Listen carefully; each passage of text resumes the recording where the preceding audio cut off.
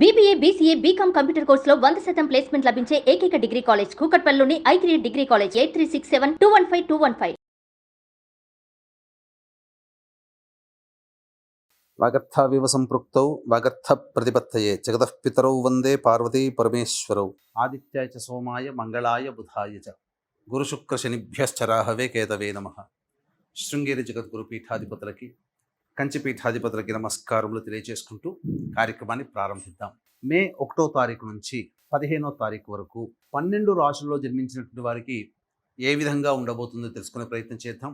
ముందుగా ఈ 12 రాశుల్లో జన్మించినటువంటి వారికి 1వ తారీఖు నుంచి 15వ తారీఖు వరకు ఏ రోజుల్లో ఆదాయం బాగుంటుంది, ఏ రోజుల్లో ఖర్చులు అధికంగా ఉంటాయి, ఏ రోజుల్లో మానసిక ప్రశాంతత లోపిస్తుంది, ఎప్పుడు ఎలాంటి నిర్ణయాలు తీసుకోవాలి అనేటువంటి విషయాల గురించి క్లుప్తంగా తెలియజేసుకునే ప్రయత్నం చేద్దాం. ఇక వీక్షించేటువంటి ప్రేక్షకులు కూడా గమనించాల్సిన అంశం ఏంటంటే, ప్రధానంగా గ్రహాలన్నీ కూడాను మారబోతున్నాయి ఈ మే మంత్లోనే. మే 14వ తారీఖు రోజున గురువు మిథున రాశిలోకి ప్రవేశం చేస్తున్నాడు. అలాగే కొన్ని పంచాంగాలలో 16వ తారీఖు మరియు కొన్ని పంచాంగాల్లో 18వ తారీఖు రోజున రాహువు మీనరాశి నుంచి కుంభరాశిలోకి, కేతువు కన్యా రాశి నుంచి సింహరాశిలోకి ప్రయాణం చేయడం జరుగుతుంది. కాబట్టి ప్రధానమైనటువంటి గ్రహాలు గురువు, రాహువు, కేతువు ఈ నెలలోనే మార్పు చెందబోతున్నారు. కాబట్టి దీని ప్రభావము భవిష్యత్తులో అనగా వచ్చే మే 15వ తారీఖు తర్వాత జరిగేటువంటి సంఘటనలకి మే 1వ తారీఖు నుంచే నాంది కాబోతుంటాయి. కాబట్టి ఈ మే 15 తర్వాత జరిగేటువంటి మార్పులకి 1వ తారీఖు నుంచే శ్రీకారం చుట్టబోతాయి. కాబట్టి గ్రహాలన్నీ కూడాను మార్పులు అనేటువంటివి ఉంటాయి. కాబట్టి జాగ్రత్తగా గమనించగలరు. ఇక మన గ్రహాల యొక్క స్థితిగతులు చూసుకున్నట్లయితే మేషంలో రవి, అలాగే వృషభంలో గురువు, కర్కాటకంలో కుజుడు, కన్యలో కేతువు, మీనంలో శుక్రుడు, బుధుడు, శని, రాహువు. బుధుడు 7వ తారీఖు నుంచి మేషరాశిలోకి ప్రవేశం చేస్తాడు. మే 1వ తారీఖు నుంచి 15వ తారీఖు వరకు మీనరాశిలో జన్మించినటువంటి వారికి ఏ విధంగా ఉండబోతుందో తెలుసుకునే ప్రయత్నం చేద్దాం. ప్రధానంగా మీనరాశి వారికి గత నెల రోజుల కిందటి నుంచే ఏలిన నాటి శని ప్రభావం అనగా జన్మ శని ప్రభావం అనేటువంటిది ప్రారంభమైంది. అంటే ఏలిన నాటి శనిలో భాగంగా జన్మ శని అనగా రాశిలోకే శని భగవాన్ యొక్క సంచారం. ఈ కారణం చేత తలపెట్టినటువంటి కార్యక్రమాలన్నీ కూడాను అసంపూర్తిగా ఆపేయాల్సినటువంటి పరిస్థితి వస్తుంది. ఇష్టం లేకుండానే పనులన్నీ మొదలు పెట్టడం, వాటిని వదులుకోవడం, తద్వారా ఇబ్బందికర పరిస్థితులు, ముఖ్యంగా బద్ధకం పెరుగుతుంది. ఏ పని చేయాలన్నా పోస్ట్పోన్మెంట్ ఆఫ్ వర్క్, ప్రతిదీ కూడాను పోస్ట్పోన్ చేసుకోవాల్సిన ఆలోచన రావడం ఇది జరుగుతుంది. ఇక భోగభాగ్యాలకి ఏ ఇబ్బంది ఉండదు. అనుకున్నటువంటి విధంగా సజావుగా అన్నీ చక్కగానే ఉంటాయి. కానీ పనులు మాత్రమే నెమ్మదిస్తాయి అనే విషయాన్ని గమనించుకోవాలి. ఇక ద్వితీయ స్థానంలో రవి సంచారము, బుధుడు 7వ తారీఖు నుంచి కుటుంబ స్థానంలో సంచారం చేస్తుండడం, 15వ తారీఖు వరకు కూడాను రవి మేషరాశిలోనే స్థితి పొంది ఉండడం. ఈ కారణం చేత ప్రధానంగా వృత్తి ఉద్యోగాలలో ఆందోళనతో కూడుకున్నటువంటి వాతావరణం ఉంటుంది.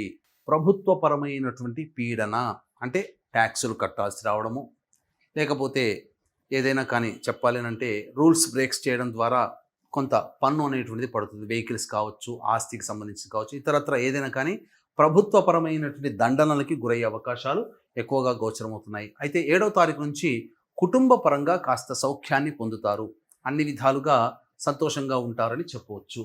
ఇక గురుగ్రహ ప్రభావము మీకు అనుకూలంగా ఉంటుంది 15వ తారీఖు వరకు. 15 తర్వాత ఈ గురువు మిథున రాశిలోకి సంచారం చేస్తున్న కొన్ని ప్రయత్నాలలో ఈ యొక్క మే 15 నుంచి ఆటంకాలు అనేటువంటివి మొదలవుతాయి. కాబట్టి జాగ్రత్తలు పాటించండి. కుజుడు 5వ స్థానంలో స్తంభించి ఉండడం, ఇది చేపట్టినటువంటి పనులకి వ్యతిరేకంగా పనులు జరుగుతుండడం. మీరు ఆలోచించింది ఒకటైతే జరిగేది ఒకటిగా ఉంటుంది. ఈ విధంగా కేతువు కూడా అనుకూలంగా లేకపోవడం. ఏతావాత చెప్పొచ్చేది ఏంటంటే గ్రహాలు ఈ మీనరాశి వారికి అనుకూలంగా లేవు. ఒక శుక్రుడు, బుధుడు కొంతవరకు మొదటి వారం వరకు అనుకూలంగా ఉన్నాయి. మిగతాములన్నీ కూడా అనగా 7వ తారీఖు తర్వాత నుంచి కొంత ఇబ్బందికర పరిస్థితులు ఎదురవుతాయి. కాబట్టి జాగ్రత్తలు పాటించండి. స్త్రీ సౌఖ్యం ఉంటుంది. స్త్రీలు సహాయ సహకారాలు అందిస్తారు. అన్ని విధాలుగా అవసరమైన సందర్భాల్లో స్త్రీలు మిమ్మల్ని ఆదుకుంటారు అని చెప్పవచ్చు.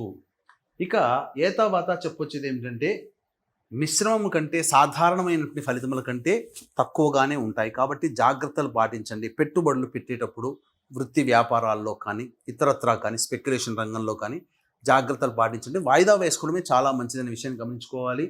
నిరుద్యోగస్తులకి 15వ తారీఖు తర్వాత గ్రహ మార్పు కనబడుతుంది. అప్పుడు ఈ 15వ తారీఖు తర్వాతనే ఉద్యోగం లభించే అవకాశాలు ఉంటాయి. ప్రమోషన్స్ కానీ లేదా కొత్త సంస్థలో ఉద్యోగం కోసం ఎదురు చూసేటువంటి వ్యక్తులకి 15 తర్వాతనే పిలుపులు రావచ్చు.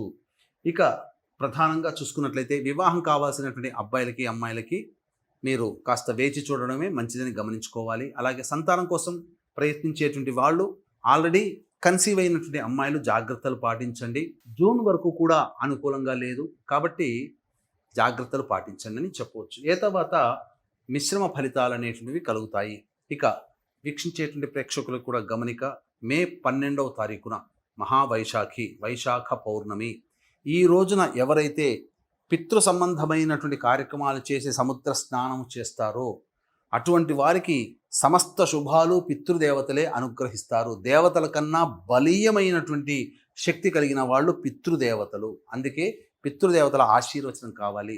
దీన్ని దృష్టిలో పెట్టుకుని తండ్రి వైపు 6 తరాలు, తల్లి వైపు 3 తరాలలో, భార్య వైపు 3 తరాలు, భర్త వైపు 6 తరాల్లో దుర్మరణాలు అంటే road accident, fire accident, suicide attempt, నదిలో బావిలో పడి చనిపోవడం, ఇంట్లోంచి వెళ్ళిపోవడం, లివర్ ఫెయిల్యూర్, కిడ్నీ ఫెయిల్యూర్, క్యాన్సర్తో చనిపోవడం, 60 సంవత్సరాల లోపల కుటుంబ సభ్యులు ఏ విధంగానైనా చనిపోయినా, అలాగే ఈ సంబంధించినటువంటి పిండ ప్రదానాలు కుటుంబంలో చేయలేకపోయినా ఇవన్నీ కూడా స్త్రీ శాపాలు, పితృశాపాలు, గురుశాపాలు, సర్పశాపాలు, దైవశాపాలు ఉన్నటువంటి కుటుంబంలో ఇలాంటి లక్షణాలు ఉంటాయి. దీని ప్రభావం వలన కుటుంబంలో ఉన్నటువంటి సభ్యులకి వివాహాలు కాకపోవడము, సంతానం కలగకపోవడం, దాంపత్యం సరిగ్గా ఉండకపోవడము, బాగా పెట్టుబడులు పెట్టి నష్టపోవడము, ఉద్యోగం సరిగ్గా ఉండకపోవడం, చదువు సరిగ్గా లేకపోవడం, ఒకటా రెండా ఇప్పుడు ఎదుర్కొనేటువంటి అనేక రకాల సమస్యలకి కారణం తెలియకుండా అనేక పూజలు చేస్తారు. కానీ ఈ యొక్క 5 రకాల శాపాలు పితృ, స్త్రీ, గురు, దైవ, సర్పశాపాల వల్లనే సమస్యలు ఎదుర్కొంటారు. కాబట్టి అద్భుతమైన అవకాశం మే 12వ తారీఖు రోజున ఇటువంటి దోషాలన్నీ నివృత్తి చేసుకోగలిగేటువంటి అద్భుతమైనటువంటి రోజు. విష్ణు ప్రీతికరమైనటువంటి మాసంగా చెప్పబడి ఉంది. విష్ణువే మోక్షాన్ని ప్రసాదించాలి కాబట్టి. అయితే ప్రతి వృత్తి, ఉద్యోగం, వ్యాపారాల్లో మంచి చెడు ఉన్నట్టుగానే ఈ యొక్క శాప నివృత్తి కార్యక్రమాల పేరిట అబద్ధము, అసత్య ప్రచారాలు ఎక్కువగా అయిపోయాయి. ఉన్న 27 నక్షత్రాలలో కొన్ని నక్షత్రాలలో జన్మిస్తే నక్షత్ర జనన దోషము, దానికి నక్షత్ర జనన శాంతి చేయించుకోవాలి అని మన తాత ముత్తాతలు చెప్తున్నారు. కానీ ప్రేక్షకులు ఏదో కొత్తది కనబడితే ముందు వెనక ఆలోచించకుండా పొలోమని వెళ్ళిపోతుంటారు. ఇప్పుడు కొత్తగా ఏంటి, ఉన్న 27 నక్షత్రాలలో 19 నక్షత్రాలలో పుడితే ఈ పితృశాపము, స్త్రీ శాపము, దైవ శాపము, సర్పశాపాలు అని చెప్పి జనాల్ని భయభ్రాంతులకి గురి చేస్తున్నారు. అవసరం ఉన్నా లేకపోయినా పని పెట్టుకొని ఈ పూజలు చేయించి తద్వారా ధన సముపార్జన ధ్యేయంగా పెట్టుకొని భయభ్రాంతులకు గురి చేస్తున్నారు. అసలు సరే, ఇప్పుడు ఆ 19 నక్షత్రాల్లో ఒక కుటుంబంలో 4 ఉన్నారు అని అంటే 19 నక్షత్రాల్లో ఏదో ఒక నక్షత్రం ఉంటారు. దీనికి భయపడిపోయి అనాదిగా వస్తున్నటువంటి తాత ముత్తాతల నుంచి వస్తున్నటువంటి నక్షత్ర జనన శాంతి వేరు, ఈ యొక్క 19 నక్షత్రాల్లో పుడితే దోషమని చెప్పి భయభ్రాంతులకు గురి చేయడం వేరు. ముందు వెనక ఆలోచించకుండా సరే చేయించుకున్నారే అనుకోండి. అంత దూరం పోయి ఏమన్నా శాస్త్రీయంగా జరుగుతుందంటే 3 నుంచి 4 గంటల పాటు జరగాల్సినటువంటిది, ఎక్కువ మంది బ్రాహ్మణుల్ని పెట్టి చేయించాల్సినటువంటి కార్యక్రమాన్ని తూతూ మంత్రంగా పురాణోక్తంగా కేవలం ఒక్క బ్రాహ్మణున్నే పెట్టి 45 మ్యాక్సిమం 1 గంటలో తూతూ మంత్రంగా చేసి పంపిస్తున్నారు. ఎవ్వరికీ కూడా ఫలితాలు జరగటం లేవు, రావట్లేవు. అన్నిటికంటే మించి ఎలా తెలుసుకోవాలి అని అంటే, ఒక సత్యనారాయణ వ్రతం చేయించాలి అని అంటేనే 3 గంటలు పడుతుంది. ఈ రోజుల్లో అరగంట 30 గంటల్లో ఎలా కంప్లీట్ చేస్తున్నారు అంటే పురాణోక్తంగా చేయించి కంప్లీట్ చేస్తున్నారు. కాబట్టి అటువంటి మోసాల బారిన పడకండి. ఎందుకంటే మోసం చేసేవాళ్ళు ఎప్పుడూ ఉంటారు. కానీ మోసపోకుండా ఉండడమే ప్రేక్షకుల జ్ఞానం మీద ఆధారపడి ఉంటుంది. మోసపోవడం మన కర్తవ్యం కాదు. కాబట్టి అనాదిగా అనగా 2013 సంవత్సరం నుంచి ఒక పుష్కర కాలంగా ఈ యొక్క శాప నివృత్తి కార్యక్రమాలు నిజాయితీగా మన పీఠం ఆధ్వర్యంలో జరిపించడం జరుగుతుంది. అవకాశం ఉన్నవాళ్ళు కార్యక్రమ తదనంతరం కాంటాక్ట్ చేసి ఈ యొక్క మహావైశాఖి రోజున జరిగేటువంటి కార్యక్రమంలో నమోదు చేసుకోవచ్చు. ఇక ఈ యొక్క మీనరాశిలో జన్మించినటువంటి మహిళలకి శారీరక శ్రమ, మానసిక ఒత్తిడి అధికంగా ఉంటుంది. అప్పటి వరకు గౌరవంగా చూసుకున్నటువంటి వ్యక్తులే మిమ్మల్ని తక్కువగా చూస్తారు. మీ ఎదురుగానే వెళుతుంటారు కానీ మిమ్మల్ని పట్టించుకోరు, మిమ్మల్ని గుర్తించరు, మీకు గౌరవాన్ని ఇవ్వరు అనే విషయాన్ని గమనించుకోండి. ఎందుకంటే కాలం కలిసి రానప్పుడు, సమయం అనుకూలంగా లేనప్పుడు మనం బాధపడి ప్రయోజనము లేదు. ఇది గుర్తుపెట్టుకోండి. ఇక సంతానం కోసం ఎదురు చూసే మహిళలు జాగ్రత్తలు పాటించండి. డాక్టర్ల సలహాలు సూచనలు ఖచ్చితంగా పాటించండి. రెస్ట్ ఎక్కువగా తీసుకోండి. ఇక వివాహం కావాల్సిన అమ్మాయిలకి మాత్రం 15వ తారీఖు తర్వాతనే వివాహ సంబంధాలు కుదిరే అవకాశం గోచరమవుతున్నాయి. కాబట్టి అన్ని విధాలుగా అనుకూలంగా వివాహము సంతానం సంబంధించి 15 తర్వాతనే మీకు గోచరమవుతున్నాయి. కానీ ఇప్పుడు సమయం అనుకూలంగా లేదు కాబట్టి పెట్టుబడులు పెట్టడం, లేకపోతే డబ్బులు ఎవరికైనా నమ్మకస్తులే అని చెప్పి డబ్బులు ఇవ్వడం అనేటువంటివి చేయకండి. ఈ సమయం అనుకూలంగా లేదు కాబట్టి ఇప్పుడు చేసేటువంటి ఏ మంచి పని అయినా కానీ చాలా మటుకు మీకు ఉపయోగంగా ఉండదు అనే విషయాన్ని గమనించుకోండి. ఇక మే 1, 2, 3 తారీఖుల్లో తల్లిగారి ఆరోగ్యం పట్ల శ్రద్ధ వహించాలి. వాహనం నడిపేటప్పుడు జాగ్రత్తలు పాటించడం, వాహన మరమ్మతులకి గృహ మరమ్మతులకి ఎక్కువగా ఖర్చులు చేస్తారు. సంతోషం లేని జీవితాన్ని గడపాల్సి వస్తుంది. ఖర్చులు అధికంగా ఉంటాయని చెప్పవచ్చు. ఇక 4, 5 తేదీలలో మీ ఆరోగ్యం పట్ల శ్రద్ధ వహించాలి. జ్వరం వచ్చే అవకాశాలు గోచరమవుతున్నాయి, లేదా వాహన ప్రమాదములు జరిగే అవకాశాలు, దెబ్బలు తాకే అవకాశాలు 4, 5 తారీఖులో గోచరమవుతున్నాయి. ఇక 6, 7, 8, 9, 10 తేదీల్లో మీరు అనుకున్న దానికంటే కూడా ఎక్కువగా ధనాదాయాన్ని పొందుతారు. ఎన్నాళ్ళ నుంచో ఎదురు చూస్తున్నటువంటి రాని బాకీలు వసూలవుతాయి. ధనపరమైనటువంటి సమస్యలు తీరుతాయి. ఆనందకరమైనటువంటి జీవితాన్ని పొందుతారని చెప్పవచ్చు. ఇక 11, 12 తేదీలలో గమనించుకున్నట్లయితే ప్రశాంతత లేని జీవితము ఒక జిగ్జాగ్ లాగా ఉంటుంది. ఖర్చులు అధికంగా ఉంటాయి. ఏ పని చేయాలన్నా సంతోషము ఉండదు. ఇక 13, 14, 15 తేదీల్లో సంతానం మూలకంగా ఖర్చులు, విభేదాలు, సమస్యలు పెరుగుతాయి.